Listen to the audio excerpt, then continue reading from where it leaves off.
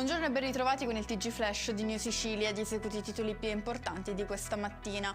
Valutare l'opportunità di una revisione delle deleghe assessoriali all'interno della giunta regionale dopo l'approvazione della manovra finanziaria. Questa è la proposta del Comitato regionale della Democrazia Cristiana riunitosi ieri a Modica.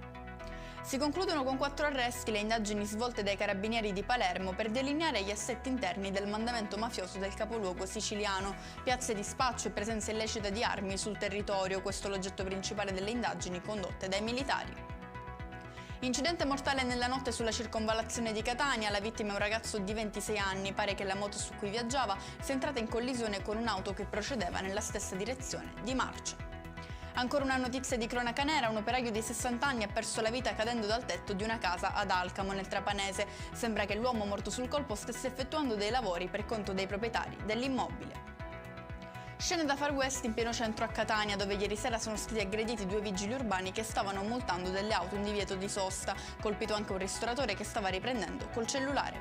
E con questo è tutto, prossimo appuntamento più tardi alle 19:30, grazie per averci seguito, buon proseguimento di giornata.